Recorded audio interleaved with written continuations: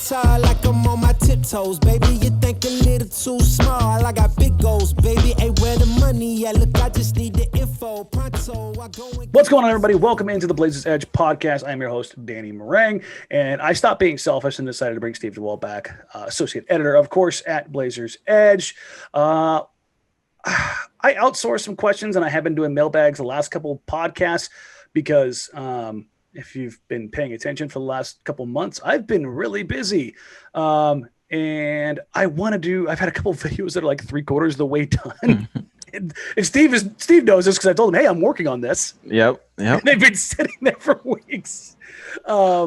It's the nature of the beast, right? You're currently landscaping and remodeling the interior of the house. So you were fulfilling husbandly duties right now.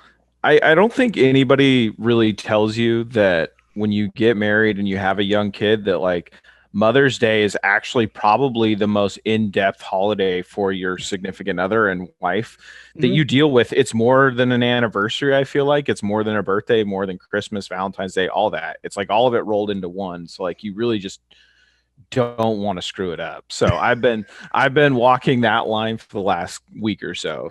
But it was a success. I did get a good thank you. My mother-in-law's happy with me. My mother's happy with me. So I think we're on solid footing here. There you go.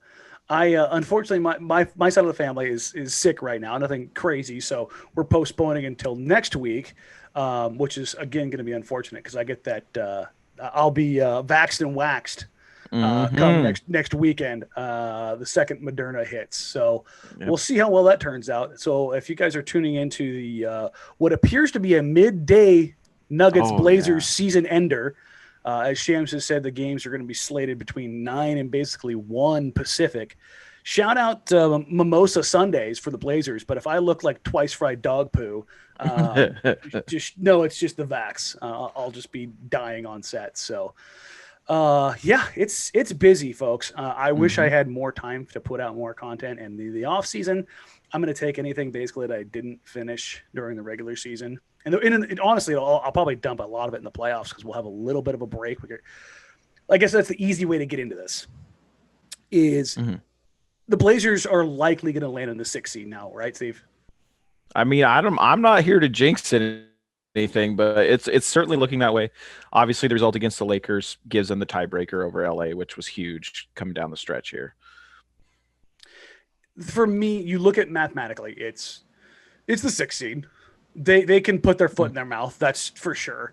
The Lakers right now are up on the Suns as we record this here on Sunday evening, so they could get one back here. And for the longest time, I think everybody thought that those last 3 games that teams would be sitting guys against the Blazers, whereas I no longer think that's going to be the case. I've kind of thought that now for a couple of weeks. I don't think the 1, 2, 3 is going to be tied up, and so you're going to have Utah, Phoenix, and Denver all fighting for seeding possibilities.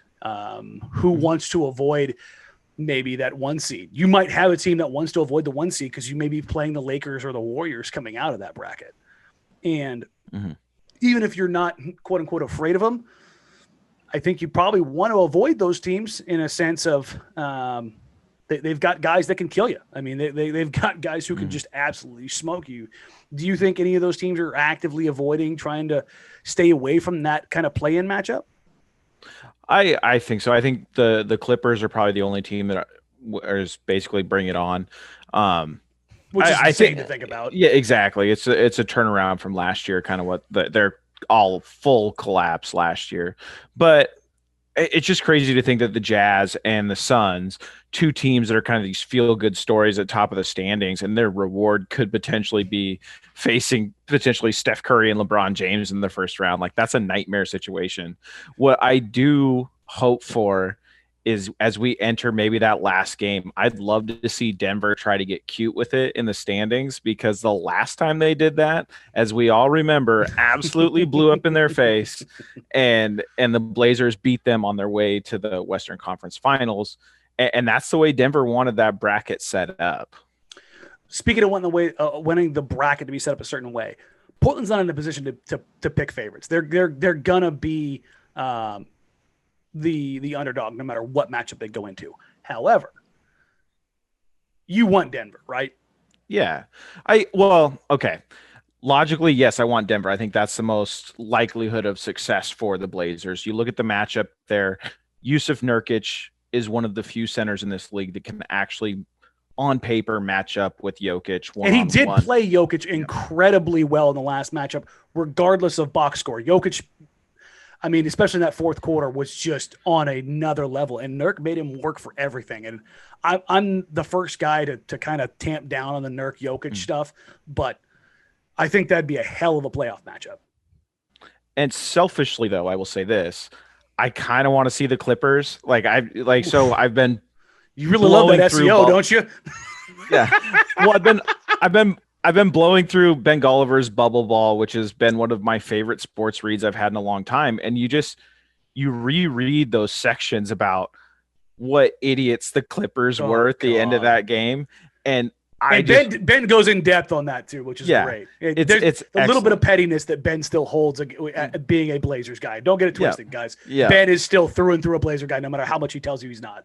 And if you think Damian Lillard isn't going to have that on his mind in a series like that, he's going to replay it every game.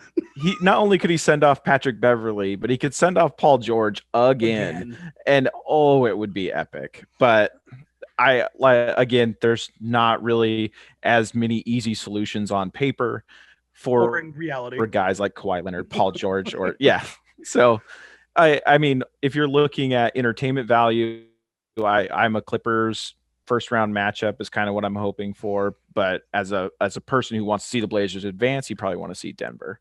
Yeah, I mean, what's Portland's Achilles heel? It's dribble drive primary initiators. That's their problem. They can't contain primary creators with the ball in their hands. Now, Jokic presents some unique opportunities and challenges where he operates in the high post and then on that block as an inverted playmaker. But I think Portland's much better prepared to handle that than they are guys, either big bodied wings or guards that can probe and attack you all night. And that's the flip side is the way the Nuggets are right now. The Blazers could load to Jokic and say, anybody else beat us. The flip side of that is Michael Porter Jr. is going to get on a stage this summer and he's going to beat some teams. He's going to average 25 a game. He may be a guy who goes absolutely bonkers and averages 30 a game for a series. He has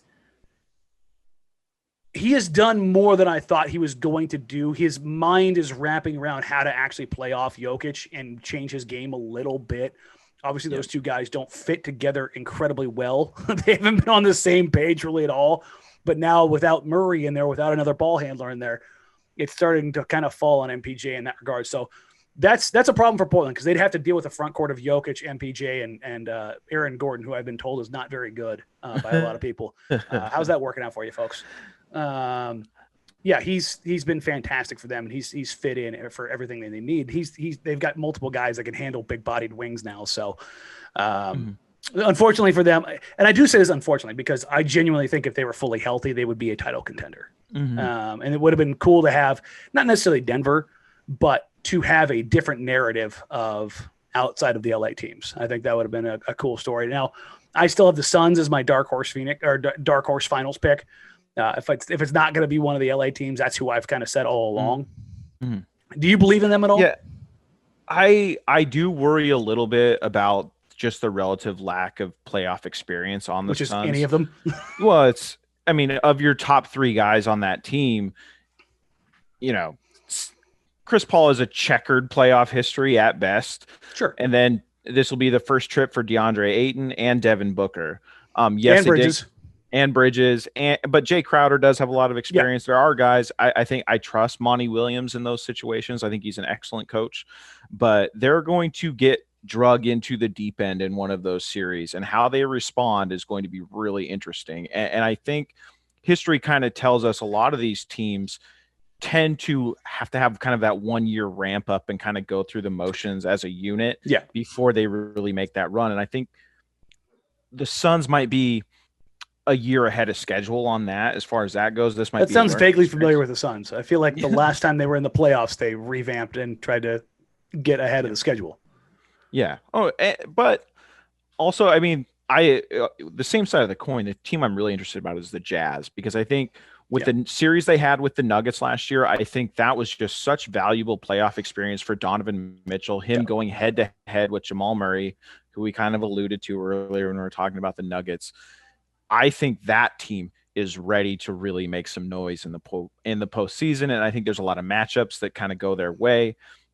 And they just have so many guys that can hurt you and know your role. And Quinn Snyder, I think, outside of maybe Nick Nurse and Eric Spoelstra, when they're really clicking with those teams, Snyder really puts his guys in positions to succeed on both ends of the floor. He draws them up better than I think. As far as a guy who diagrams sets and comes up with ingenious things, I've got him number one on my board.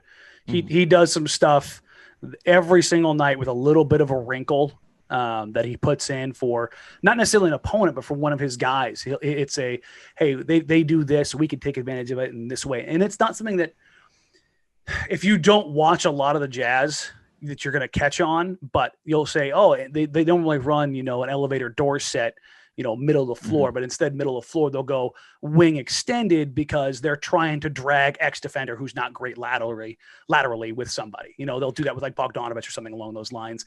And they'll flex Rudy out of a weak side corner. And instead of rolling him down the middle, they'll run him down the baseline. And all of a sudden it's a different angle of attack. And they just do little stuff like that I think in a playoff series, when you're trying to take away tendencies, they can compensate for things by doing that. And the fact that they are going to probably break an NBA record for 3-pointers attempted, made, and percentage as a team. So when you factor that in their defensive personnel, it's hard for me to differentiate playoffs from regular season because it is always so different. But the narrative behind Rudy Gobert and his, being played off the floorness, which isn't really a thing that has happened a ton. It's happened like twice against the Rockets when they played a bunch of 6'7" dudes. But let's roll this back to the Blazers and talking about coaching here because we actually have fun stuff to talk about with the Blazers. So let's reset and reframe this real quick. 0-5, some of the worst basketball I've ever seen from this iteration of the Blazers. Lifeless, listless, joyless. I talked about sitting Damian Lillard down for the rest of the season because he could not turn a corner on Dillon Brooks or Grayson Allen, which if you're an NBA player who's even remotely decent offensively, that should not be a difficult task. And yes, I will throw both of them under the bus regularly because they're highly overrated, especially on the defensive end. Just because you grab a lot and bark doesn't mean you're actually a good defender.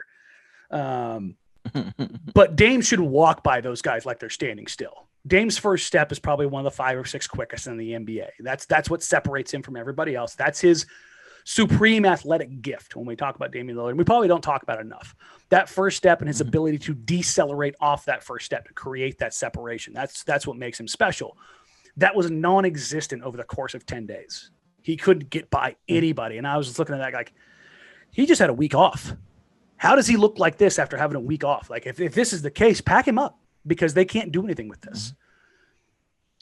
Fast forward to a road trip they go 5-1 on, and realistically, had that Atlanta game not been the circumstances it was in, fourth game in 6 nights, the tornado warning, being pulled out of bed, getting your COVID check in the morning, getting in on the plane at 4:00, and then, driving from the airport to the hotel, which is about an hour drive from the Atlanta airport to the hotel. Like, they came out and they were game for almost 3 quarters, and then they just didn't have any gas in the tank.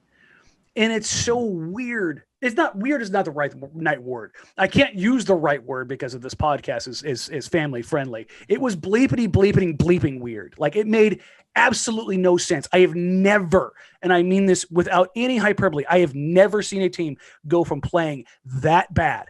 And yes, they were that bad. I talked to a lot of folks around the league who were like, they are 1-2-3 Cancun. They are done. They are playing selfish. They are not playing for each other. It's done. The Lillard, Stotts, McCollum era is over. A week later, they go 6-1, or they're 5-1 on the road trip. They're now 7-1 in their last 8 games. They have the best offensive rating, the second best offensive rating in the league over that time period, the 5th best defensive rating. They are scoring at every level. They are playing good defense, not great, but significantly better than anything they have done this entire season. And now everybody's talking about, well, maybe they could win a series. Please, my friend, with all that being said, what the hell? like you said, I mean, I kind of want to start at the same point. Like that losing streak, when everything's on the line, it's all home games. I really felt like it was this sinking feeling that I felt after about game 2 of the Pelican series, probably 3-4 years ago. Mm-hmm. Like, where not Hopeless. only did you feel like the season is slipping away, but the entire era and the framework around Damian Lillard is collapsing. And like you said, I don't know what triggered it. I don't know what talk occurred or what happened on that road trip, but it was a complete change. I think you saw guys buying in to their roles for the first time since all those pieces have been together. And then also, let's be real here. Jusuf Nurkic is showing that he is a pillar of this franchise again. Like, and when he is doing that, this is a totally different team. The roster constructed around him, around Damian Lillard, is completely different when Jusuf Nurkic is cooking on defense and on offense. He is such a safety valve release for the entire offense. And defensively, him and Robert Covington make so much sense next to each other because Nurkic dropping to the basket makes a lot of sense. And then Robert Covington is at his best, not an individual stopper, stay in front of his guy. He is best when he is chasing a guy or side to side with someone and poking that ball free. So you're allowing the whole defense to play to its strengths and the offense play to its strengths. And Norman Powell has fit in, and I'll eat some crow on this, has fit in way better than I imagined. And I'm hoping that he stays. That is kind of my I'm not trying to move the goalposts on my feeling on that trade. If he stays already from this season, that trade was a slam dunk, and it's hard to argue against it at this point. Even if he comes in like less than $5 million, less than CJ McCollum's average deal right now, it's worth it. Mm-hmm. Because you're going to free up money. You're going to have a guy who fits alongside Damian Lillard, probably better, who's younger and provides the things that you have wanted to get from that position that haven't been there for 5+ years. Yep. So let's rewind here. And just talking about getting it together. That team off that 0-5 stretch was a bunch of dudes playing by themselves. They weren't playing for each other. They weren't playing together. It was wildly selfish. And you could see it. And I mean, the ball stopping was, and I've seen some people say, oh, it's just the Blazers. They're an ISO. Shut up. Shut up, shut up, shut up, shut up, shut up. There is a stark difference between picking and choosing your isolation spots and actively looking guys off. And that's what was happening. Over the course of about 3 weeks, guys were getting looked off. There was frustration. There was people slamming balls, going into timeouts, words said. And it not a ton of it translates to TV, but trust me, it was there. Mm-hmm. I don't know what was said in that locker room, but if I had to guess, it was something along the lines of, we have a month left. Let's get it together and see what happens. Then after that, you can go build your brand, sell your wine, do whatever it is you want to do. Yeah. And you can go from there and figure it out. Because here's the dirty secret of the NBA that a lot of people either don't want to know or don't know. That stuff happens every night. It happens every game with every team, even the best teams in the world. Everybody is selling their brand. You had the Lakers win a title last year, and you had Kyle Kuzma out here acting a fool for the entire year, just trying to get influencer points and Puma money. Like, everybody has their own agenda. I can't remember who had it the other day. I think it was Vinny Goodwill up in Yahoo Sports. Yeah, he did an article with Jimmy Butler when he left Philly. This is end of 2019. Mm-hmm. Where the reason why Jimmy said he left Philly was, wait for it, not everybody there was invested in winning a title. Mm-hmm. Why? Because you had young Ben Simmons. You had young Joel Embiid. And there's egos and there's cachet and there's pecking order. And everybody thinks that everybody just goes out to play basketball just to play basketball and to win. No. These guys look at it as a monetary, brand-building, ego-serving situation. Even the most humble guy does that. Steph Curry does it. Damian Lillard does it. It's there. I think you saw an element of that leaking onto the court. And that happens typically with bad teams, especially at the end of the year. Guys are hunting for contracts. You know, they're trying to get their numbers up for their agents so they can put together their sweet PowerPoints. And yes, agents still do those sweet PowerPoint pitches. Mm-hmm. And Dame got buy-in here. And if you've listened to the pod for any period of time, I am not a guy who sits here and says coaching is the most wonderful thing. It fixes all ills. It's I put the onus on the players, especially the top end players. And I always have, and I always will. And in that regard, I'm going to give Damian Lillard the credit here because not only has he made his play better on both ends of the floor, defensively, he's been significantly better, but he got everybody else back on the same page. And for him to do that this late in the season with all the excuses they had behind him is nothing short of miraculous. Mm-hmm. Just to circle back to some of the stuff you covered. I mean, you really covered on what it looks like when people are playing uninspired offense. On defense, that manifests in poor transition defense and not rotating to shooters, i.e. Weird. What was the Portland Trailblazers' problems? A bunch of corner 3-point shots were going in and they can't stop anybody on the fast break. So it was very clear that this was not only a problem with their personnel that they had, but more just an attitude. And wouldn't say attitude, but just an overall you'd say attitude. That's a part of it too. Yeah, I think just overall buying into the defensive scheme and really just buying into your role and excelling in your role. As far as brands go, I will defend players of this. Yes, it exists, but also like it's hard to knock players for this. I think players could be super successful and build a brand. Oh yeah, there's the levels to it of what you're doing, and that's the thing.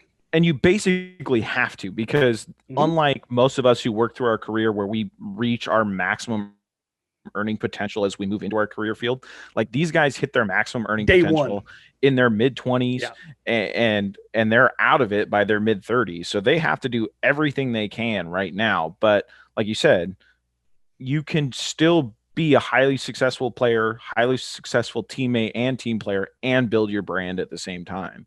So it's just finding that balance in a lot of ways, and not everybody can do it. No, I mean, realistically, Damian Lillard is incredible for this because he's not just the face of the Portland Trailblazers. He's a global face of the NBA. He's the global basketball face of Adidas basketball. He's got national advertising campaigns that he does up and down the board. He's big in the music industry. Like, he does so many things. And for him to do all of that, deal with COVID, deal with newborn twins, deal with the death of his cousin and death of family friends, like, he is probably at wit's end. And let's not even, I've said all this without actually getting to the part of, oh yeah, by the way, Dame is a hell of a lot more hurt than he will let on. Mm-hmm. Like, yeah, he's beat up. He is going through a truckload of treatment. He is in way worse shape than you believe. But the flip side of this, and you'll get plenty of people who are going to say this, that's what they get paid. Those guys get paid the hundreds of millions of dollars for. So we've kind of touched on the horrible and now the good. We've got Dame kind of circling back in the leadership aspect. The basketball side of it is, hey, Dame gave a crap defensively. Isn't that fun? Yeah. Two-way play out of your superstar player. I mean, I love it. I'm here for it. Like, yeah, it's been inspired. I'll call it that. He's been wildly efficient from the field. And this is what I've noticed, and we'll kind of flip this into the 3-guard lineup here real quick. I think Norm knew where he fit in when he got here on day one. I don't think CJ knew where Norm fit in, nor CJ knew where CJ fit in. And so you had these nights where shot totals were for Norm were at like 6-7 and CJ's are at like 24. And you're like, that's what they traded for, huh? And then you had these nights where Norm had 22 and CJ had like 11. And you're like, we're still not there yet. Mm-hmm. But over the last 2 weeks, Dame, CJ, Norm, probably all around 17.5. And that's what is killing opponents right now, is that Dame is hitting. Even when CJ's struggling, he's still finding a way to knock down a big three. Even if Norm's not hitting his threes, he's still getting you points in areas that you didn't used to get them in transition, on secondary fast breaks, attacking a weak side of a defense on a cross-court pass. Like, the things that we've all wanted to see from a Portland, quote-unquote, I'm doing air quotes here, a quote-unquote 3 from Portland, being able to catch the ball and attack off the bounce. Like, you see what Norm does and finishes with an incredible percentage. It's like, oh, right, that's what the Blazers have missed. And with the pressure that puts on opponents with how well Portland has been scoring, and the fact that they're no longer reliant on, I put the magic number at 16 and a half threes. Basically, if they hit 17 threes, they have like a 90% chance of winning the game. It's just how it's worked out. Now you've got a guy who generates free throws, who gets you fast break points, who gets you extra points in the paint. So when that 3-point well runs dry, you can manufacture points in the half court. You can get cheap opportunities in transition. Meanwhile, Jusuf Nurkic discovered, hey, if I go up strong with the shot, it'll go in, shockingly. So now you're getting these higher efficiency points that give them more leeway. So they're no longer having to scrape and claw possession after possession because their shooting goes cold. They can manufacture these points in the half court. They can manufacture points in transition. They can run pick and roll. It's effective. That gets more guys involved. And with those three guards attacking from literally three different levels on the floor, now your defense, because the opponent is pulling the bucket or the ball out of the bucket over and over again, it's amazing what happens when you can set your defense consistently. Mm-hmm.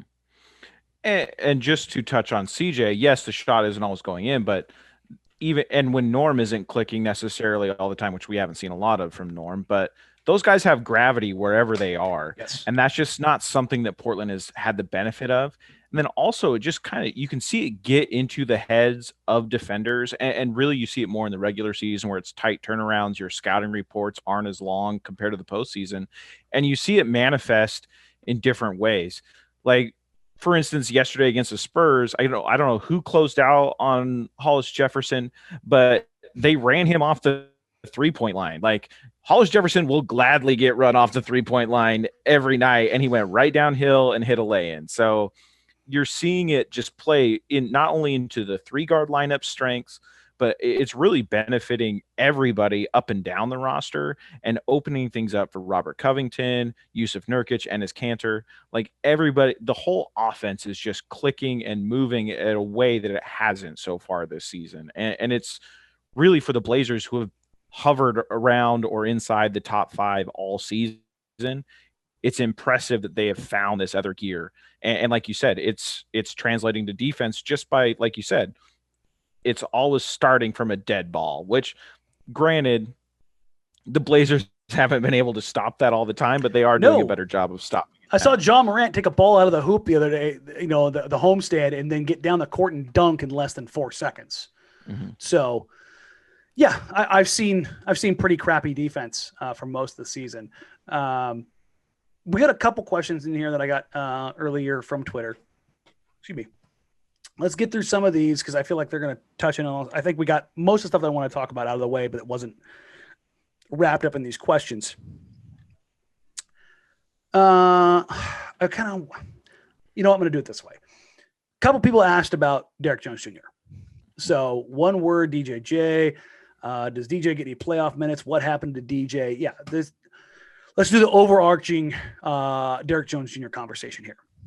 He's out of the rotation. That's where we're at. He was nicked up a little bit, and then he fell out of the rotation. The same thing happened last year in Miami. It's unfortunate. He doesn't fit what Stotts wants to do. His inability to shoot has been an issue, and he's going a different way.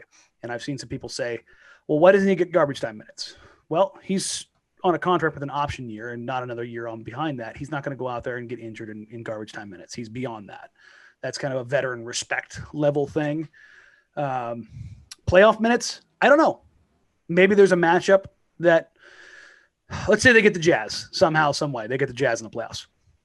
And you want to put Derrick Jones Jr. in because you've got to handle multiple primary initiators. You've got Mike Conley, you've got Donovan Mitchell, you've got Joe Ingles, you've got Bogdanovich. So you've got 4 guys of varying sizes, lengths, skill sets. Putting Derrick Jones Jr. on ball on a primary initiator is not a bad idea. But will they use him? I don't know. I mean, what do you think, Steve? Is there anything you can add to this? Well, I think it's kind of telling. I mean, coming off a game where Carmelo Anthony doesn't play, those minutes aren't filled by Derrick Jones Jr. They're instead filled by Hollis Jefferson. So, like you said, he's clearly out of the rotation. I think there was some potential for his role to work in Portland, but early on, but it just hasn't broken that way. Matured, down the season. And now it's kind of, you don't want to really mess with kind of the 8-man rotation that Portland has put together here. And I don't know if you want to risk it by trying to reintegrate Derek Jones Jr. And really, if you're Derek Jones Jr., I don't know if you want to jeopardize anything, like you said, injury or putting more bad film out there. Like, I don't know if you really want to risk that when he is going to have a very heavy decision once this season concludes on whether or not to pick up that option or to decline it and search for either more guaranteed years or a better situation to where he feels like he can get to that contract with more guaranteed years. But for everybody out there wondering whether or not it's something else, as far as I understand it, no. So take that for what it's worth. And you hit on here the 8-man rotation. How long can we sustain this 8-man rotation in the playoffs? What matchup would be best in the first round? We kind of already hit the matchup thing. We're both in agreement that the best possible matchup for Blazers' success is the Nuggets, right? Yes. Begrudgingly, yes. but I still want the Clippers. No, trust me, I get it. But I mean, if we're talking about the Blazers winning, I mean, the likelihood for success definitely, I think, falls with the Nuggets. And it's not a slight to the Nuggets by any means. It's they don't have a backcourt. Like that's just where they are at right now. So if they don't have a backcourt and you have Dame, CJ, Norm, it's what's the way you want to go. But as far as the 8-man rotation, I mean, it's probably like 8.5, right? Yep. You might get some Nas minutes in there.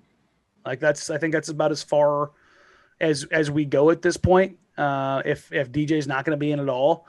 So maybe you get a Rondae Hollis Jefferson, but I think the 8-man is kind of the 8-man, which I think if you had told me this, 3 months ago, I wouldn't have believed you.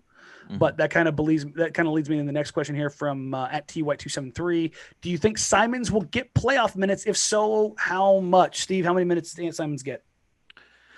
I think maybe slightly. So he's basically been a steady 20-minute per deal, like 20 minutes basically for the last month or so, just roughly recalling his game logs. I think he's probably going to be just a little under that, but I think he's still going to be the second most minutes off the bench, which is saying something. I do wonder what his role will look like because obviously in the playoffs, Portland is never going to play a rotation that doesn't have at least 2 of the following 3 players, which is Damian Lillard, CJ McCollum, and Norman Powell. So it'll be interesting to see where Ant lines up with those 3, if it's just a seamless transition into another 3-guard lineup or not. But I think he's definitely playing. I think the strides he's made on defense, which I think that Lakers game was good for him because that is a taste of what the postseason is going to be like. And there was clear segments of that game where the Lakers were clearly hunting him on defense. And that's something that he can take, look at the film, and is a hard worker off the floor, on the floor. And we've seen him progress throughout his career. And I think that came at the perfect time heading into the postseason. And I think he'll learn from it, draw from it. And I think he's in for potentially really kind of fulfilling that spark plug role in the postseason, hopefully. Yeah, I think we're in agreement there. I just wanted to pull up, I thought I had his counting stats up, but over the last 8 games, and this isn't like earth-shattering stuff, but Ant's playing 22 a night. He's giving you 9 points. He's shooting 45 from the floor, 46 from 3. He's shooting 100% of the free throw line, but it's limited attempts. But he's giving you 3 rebounds and 2 assists, and then half a steal and a half a block. Which, look, I mean, Seth Curry turned that level of production on the Western Conference Finals run into a very lucrative contract with the Mavericks. Like, there is a clear niche for that role on this team. Yeah, and here's the thing. Anthony Simons, and before anybody else goes crazy, yes, he has trade value. You psychopaths. Swear to God, I see one more of you guys say that without joking. I'm going to lose my mind. He's a guy who can legitimately take over not just a quarter, but a game. This is not a Dan loves Ant take. This is stuff that I'm getting from folks around the league. You don't go 9 of 10 from 3. and just have an absolutely obscene quarter. You don't just take over there's stretches this season where he's scored 10, 12 and a quarter when he's the third option on the floor. Like that's elite scoring ability and mentality. Mm-hmm. So there's going to be a night, maybe not this year, maybe it's next year, but there's going to be a night in the playoffs when he's going to have an arrival game and he's going to drop like 27 in the game and 18 of them are going to come in like a third quarter. And you're going to go, what on earth was that? And this is his opportunity. And I'll tell you flat out from talking to him, the biggest change in his game has been the consistency. That's the line here. Consistent role, consistent minutes, consistent leverage in the sense of if he makes a mistake, he's not getting the hook right now. He's allowed to play through a mistake. Perfect example. 5 months ago, if Anthony Simons brought the ball to the floor and got caught on a trap and dribbled the ball off his foot, caused a turnover, Terry Stotts would have been up to the scorer's table getting ready to sub him out immediately. Instead, he wasn't up. Ant flipped his heels and chased the guy down and pinned it at the top of the glass and turned a mistake into a success. And that doesn't take away from the fact that he had 3 turnovers in that game and the box score says 0 assists. He also had 5 different passes that led to free throw attempts. And that's the stuff that doesn't show up in the box score for him, unfortunately. But his personal growth right now is such that you can rely on him for a couple things. One, he's going to take the right shot. He's going to hit a high percentage from 3, and he can run in a pick and roll right now offensively. I mean, he's starting to show quite a bit in that regard. On the defensive side, the level he was at in January versus the level he's at now, this is Gary Trent Jr.-esque in the sense of that learning curve going up exponentially. He made so many mistakes off ball, which happens to every young player seemingly. He is now not only significantly better in that vein, he's not getting caught falling asleep. And when he does, he knows how to make up for it. There was a play the other day which kind of showed his defensive growth. I highlighted on Twitter. It was a transition opportunity. I can't remember the opponent, but it was 3-on-2. Ant got back deep to the corner. That was his responsibility. I think it was Melo. I can't remember. This isn't Melo slander. It's just I'm trying to remember. I think it was Melo or Cantor. It was one of them on the floor. They didn't stop ball. They trailed out to the corner to take another shooter away. Ant left the corner, picked up the ball handler at about 2 feet above the 3-point line, stopped ball, stopped early penetration. Under control, didn't bite on a pump fake, didn't get out of position or overcommit. He just walled off, forced the pass back to the corner that he was in, that he vacated in, flipped his hips, got back to it, and got an actual contest up. Missed shot, Blazers go back the other way. It will never show up in the box score.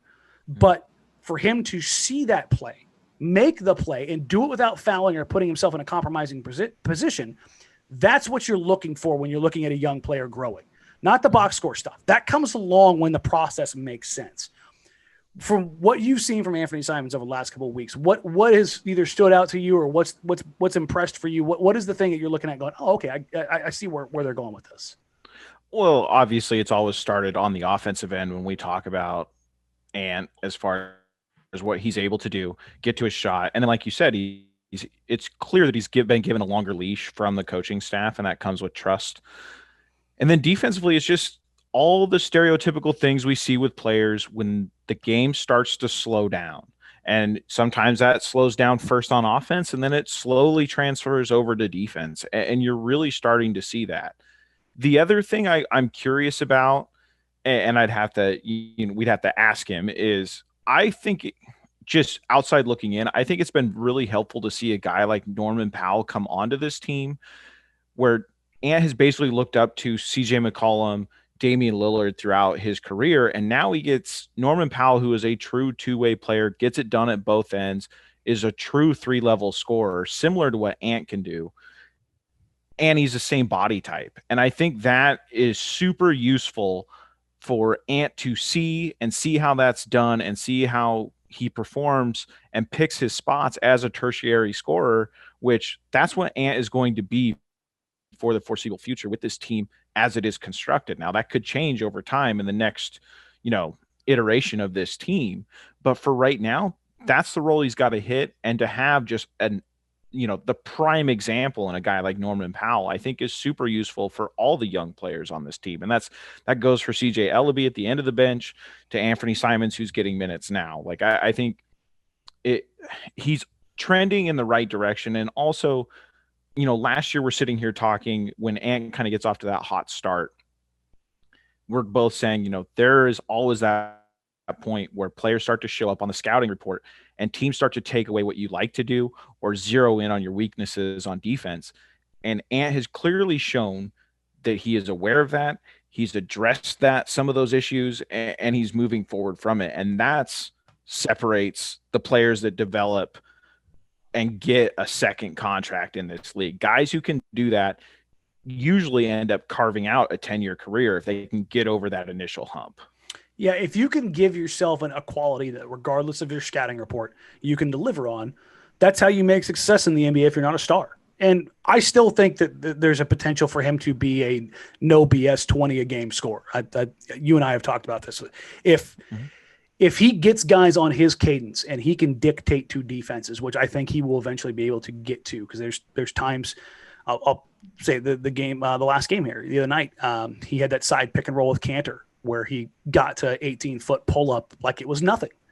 And when you have a skill set that's that elite to be able to create separation, know how to take angles and get to your spot and make it look routine, that's when you've got something, because you can dictate with your own cadence and with your own tempo. And I know plenty of folks don't see that, but that's what I've kind of seen in the kid since day one. I haven't deviated from that because he hasn't shown me otherwise.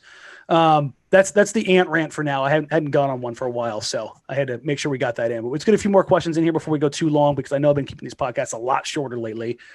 Let's see. This from Johnny Mack. Norman solving the high trap problem. How important is it for us to take advantage of what the defense gives us in those situations? What do you say, Steve? So 2 things on the high trap. I think one, Lillard has done a lot better job this season of declining the screen and keeping that extra pressure away from him as long as possible, which that's not always going to translate to the postseason, but I think it will slightly. I think that all adds into, if you're making that help defender travel longer distances, you have more avenues for success. So that is something that we've seen wholesale changes for the Blazers offense and Lillard himself individually this year. We're seeing that more than ever from him. As far as having other options, CJ McCollum, I think, is going to get there. We know what he brings as a secondary scorer, but really, this is basically turned into the Dewald loves Norman Powell podcast. But Norman Powell, as you touched on at the start of this podcast, is a guy you can absolutely trust to make the right decision when he gets the ball, and he can torch you from all 3 levels when he's locked in. And that's just something the Blazers have not had. They paid $70 million to try to get Evan Turner to do it. They paid another $70 million to try to get Alan Crabb to do it. They just haven't had it. And now you have an opportunity to really see what that role looks like, especially in high pressure situations with a guy like Norman Powell, who has been to the finals and has filled a very similar role when teams zeroed in on Kyle Lowry and Kawhi Leonard was off the floor. Like, Norman Powell has experience in that role. So it'll be really interesting to see if it all comes to fruition for the Blazers, for Norman Powell, and for this offense in the postseason. I agree. I'm not going to go off on a rant on that one because I think you hit it pretty much everything I wanted to hit. And if you've watched any of the post-game shows recently, I have gone on Norm rants because this isn't CJ McCollum slander. I just think the way Norm fits alongside Damian Lillard just makes too much damn sense. The ability to have another guy who works in the dribble drive, and not that CJ doesn't, but CJ gets to the free throw line extended and then stops. Norm puts pressure on defenses every foot of the floor. And that's what matters. I would say the difference I see in the two is CJ McCollum can absolutely break down an individual defender, move side to side as good as any player I've seen in the NBA. Norman Powell can break down an entire defense, not just an individual player, when he gets downhill and everything collapses around him. And that's just kind of the difference.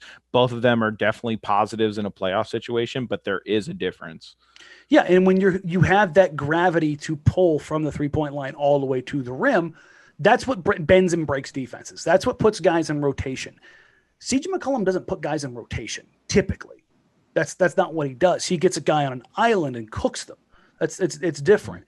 I think the simplest contrast I can make for this is Kyrie Irving versus James Harden. Kyrie Irving has gravity with the ball in his hands as far as cooking a guy and taking him off the bounce. But even he will finish at the rim regularly, and he's one of the best finishers in the entire NBA.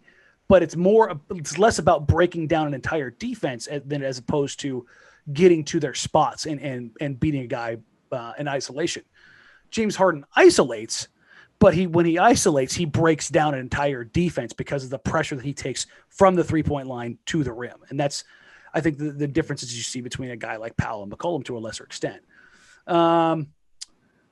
This from Nervous Orca, Blazers in 6. Do you genuinely see the Blazers making noise in the playoffs? The runs the Blazers has all the Blazery vibes of lighting the world on fire at the end of the season and then getting swept because they can't get Dame out of traps. Well, here's the thing. There's still a lot of dumb coaches in the NBA that don't trap Damian Lillard. So Denver's not one of them. Mike Malone will unabashedly trap the Blazers. They will trap Damian Lillard and they will say, CJ and Norm, go ahead and beat us. Go with God. Now, the Nuggets have not seen them with Dame, CJ, Norm, Nurkic, Covington. That may change the calculus ever so slightly. They may be a little, especially without additional bodies in the backcourt, they may be less likely to do that. But they're not. If Dame gets on one in game one, you will not. They will sell out. They will take the ball out of Damian Lillard's hand. They have played that game before and lost. It's just why they just did what they did in 2019, which was to say CJ beat us, and CJ beat him. That's what ended up happening. And I think they don't want to lose, but I think they're okay with that being the way it went. But as far as making real noise, I've seen a lot of people say, well, in 2019 that, they didn't want to play the Thunder because they were, undefeated, they're winless against the Thunder, but look what they did. Well, you can't plan on everybody having Scott Brooks as your coach. I mean, for all of the they beat the Thunder and the big shot and all that kind of stuff, Paul George eviscerated them. He absolutely crushed Portland. Go back and look at Paul George's box scores in those games. It is unbelievable. Now, I'm the first guy to throw Paul George on the bus because he's corny as hell, but Russell Westbrook and Scott Brooks lost that game for that team. Excuse me, that's Scott Brooks. I'm so stuck on Scott Brooks. Billy Donovan. Being stuck on that team. But I don't know what the hell Donovan was thinking. None. No idea whatsoever. Letting Russell Westbrook try to guard Damian Lillard for 45 feet over and over and over again is a recipe for disaster. Now, the Jazz will probably play drop coverage on the Blazers. I don't think the Suns would. The Clippers are going to mix stuff up, and when they trap, their trapping is going to be a combination of Paul George, Kawhi Leonard, Patrick Beverly, Serge Ibaka, and Nick Batum. Good luck.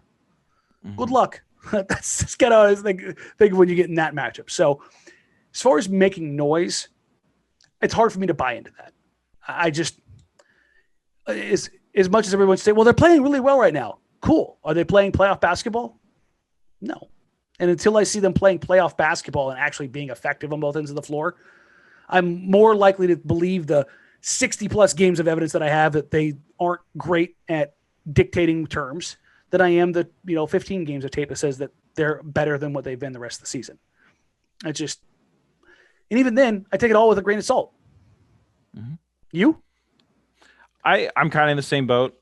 I tend to want to believe the long lead up into this recent run of success because I have been a sucker for late season pushes in the past. We've seen this show before. I will say this. There are some things that could potentially play into the Blazers' favor as far as the pace slowing down in the playoffs. Mm-hmm. If you get the Blazers where they don't have to play transition defense, I like those chances. I like your half court offense against our half court offense. Like I love that type of matchup for the Blazers.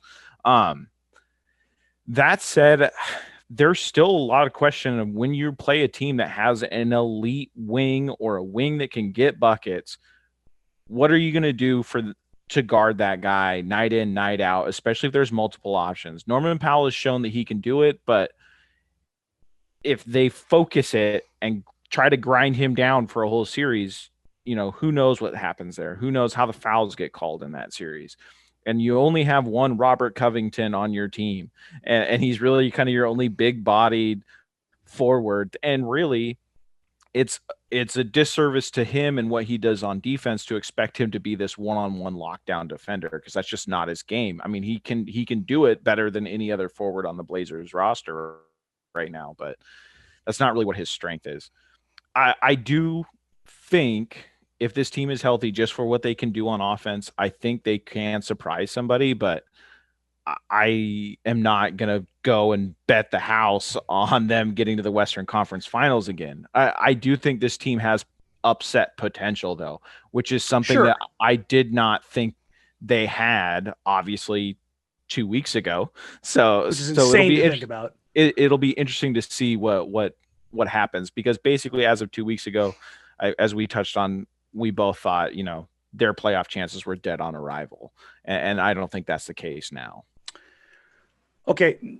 Unbelievably, I didn't get a question about Jusuf Nurkic. So give me your opus de Nurkic over the last 2 weeks.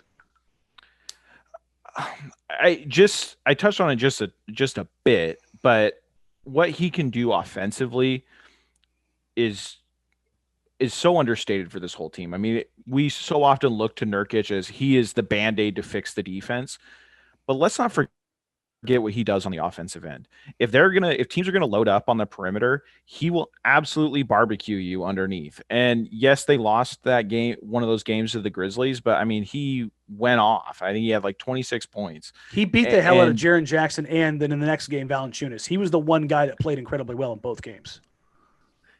And I think if you get into the next round, potentially you get past that first round, you're looking at teams that could be beaten up from the first round with guys like Rudy Gobert, Nikola Jokic, depending on how the matchups fall. So I'd be really interested to see what he can do in the postseason, obviously, because he's building a case right now that he is – you've touched on a little bit on Twitter, he's the Blazers' second best player when everything's working. And that's how this team should be constructed, really, is you have your number one option on the outside and your second best player on the inside. And then you have two high level options in Norman Powell and CJ McCollum. So, and he just plays with his head up. And that just fits so well with what Damian Lillard does off ball, Norman Powell does off ball, and CJ when he's really locked in. I think all those guys moving off ball with him in the middle, it's really a disservice if you only focus on what he does on the defensive end. So I'll let you pick up where I left off. Yeah, and I think that's the big thing is that what he does for the offense. When I talked about the team being selfish and not playing for one another or playing through each other, the big difference there was they went to a lot less pick and roll. And for everybody screaming about all they do is pick and roll, well, when it's Jusuf Nurkic involved, guess what he does with the ball? He moves it. Not only does it get to the middle of the floor, which the Blazers don't do outside of Damian Lillard drives. That's what Norman Powell, the addition of him, opens up so much more of. So the ball gets to the middle of the floor, and it gets to the middle of the floor with a guy whose first instinct is pass. There's literally nobody else on this team outside of Harry Giles whose first instinct is pass. That's it. And honestly, when anybody else gets to the middle of the floor, when CJ McCollum gets to the middle of the floor, it is free throw line pull up. When Damian Lillard gets to the middle of the floor, it's turn the corner and get to the edge, and every third time find that guy in the short side corner. Anthony Simons, he wants to go to the pull up to the floater. I mean, you look – Carmelo Anthony getting to the middle of the floor means that ball is unequivocally going up at the rim. He is never turning to the middle of the floor to pass. Don't get it twisted. Enes Kanter, he drop steps. The ball ain't coming out. It means going up. So all of a sudden, when the ball gets to the middle of the floor with Jusuf Nurkic and a team or an opponent that is so accustomed to getting to the middle of the floor being shot, to just be like, just full commit, and all of a sudden Nurk's got four options. He can go back where he came from. He can find the baseline cutter. He can whip it from one side of the floor to the other. Let's not forget, he's 7 freaking foot tall. You send help, it doesn't matter. He can see over everything, and that is a drastic difference between Damian Lillard getting caught in the crowd and the 7 foot 300-pound guy getting caught in the crowd. He still sees it. That's why dealing with Jokic is such a problem, because you send a double. Hell, look at what the Blazers did to Anthony Davis. They didn't send the double immediately. They waited till he spun middle. They gave him the LaMarcus Aldridge tactic, so he couldn't see it coming. When you're that big, you can see over everything. And all of a sudden, it wasn't that they force-fed Jusuf Nurkic and he took 15, 16, 17 shots. It's that his possessions went up and his involvement went up. And it's not just straight pick and roll, one pass, shot, pass, or, one pass, shot, or one pass, then shot. It went from Dame to the middle of the floor to back out, and then a defense closes out and it kicks back over to the weak side or to the strong side again.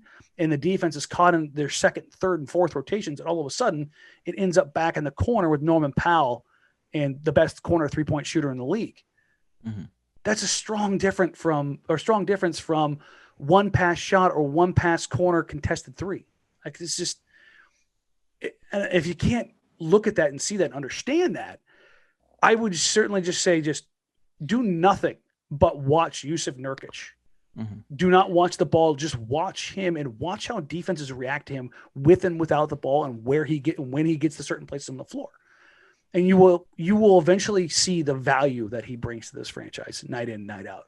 I had a lot of rants tonight because I didn't podcast for 2 weeks. So thank you for coming in and letting me yell. They've got 4 games remaining as we're recording this now. They've got the Rockets, who let me check the injury report because I got that from the Blazers earlier, and I swear to God, it was a mile long. This is great podcasting, by the way, pulling this up live. Okay, so out for the Rockets: Olynyk, Christian Wood, Avery Bradley, Sterling Brown, Dante Exum, Eric Gordon, David Nwaba, Kevin Porter Jr., John Wall, and DJ Wilson are out. Oh, excuse me. Olynyk and Wood are questionable. I missed that in the beginning. The rest are out. They got 4 games remaining, Steve, including one against the Kets. I'm not going to call them the Rockets. They're missing a few. What do the Blazers do here down the stretch? Are they going to win enough to move up to 5? It's going to be such a crazy test for them. Obviously, tomorrow should be a win against the Rockets today when you're hearing this. The Jazz and the Suns are going to be I think those are going to be super tough games, because I think both those teams, as we touched on, have a vested interest not to see the Lakers in the play-in. They don't want to see that Lakers squad come out of the play-in and face either one of them in the opening round. So I think they're going to really give it to the Blazers, and that might be the last real meaningful game that you see either of those squads play down the stretch. And then I think they put it on ice after that Blazers game. So if they can beat those 2 teams, I think you have to feel really good about what the Blazers are doing this season. And then who knows what the Nuggets game could look like, or what playoff posturing could look like in that matchup. Mike Malone and Terry Stotts are going to have some fun. That's what's going to happen. Yeah. So who plays which role? And really, this for spoiler. And really, just the weird timing of that game, like we talked about earlier, just having that be that early in the day on the weekend is going to be.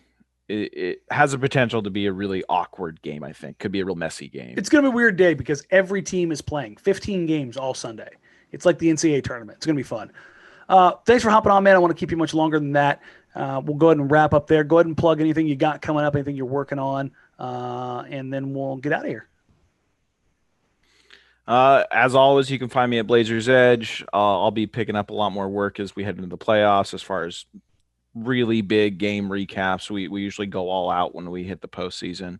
I randomly got off my laziness and did a feature today. So talked about what Hollis Jefferson's been able to do next to Enes Kanter. Yes, it's a very small sample size, but it's worth checking out. Just kind of worth looking at. It's something different. Retool their.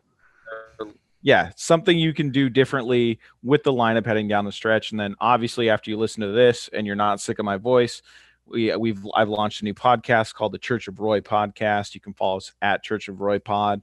You can find us wherever you download podcasts. We're just getting off the ground there. So I would be very grateful if you stop by and listen. And as always, I appreciate being able to jump on here and talk to you, Dan, because without me getting my sea legs on these podcasts, I'm not starting another one. So I do appreciate it, man. No, for sure, brother. Again, folks, make sure you follow Steve and go check out his new podcast. There's always, and Steve comes on here and he plays nice with me because he doesn't want to rile me up too much because I do enough riling up in the Slack channel and on TV and on the radio.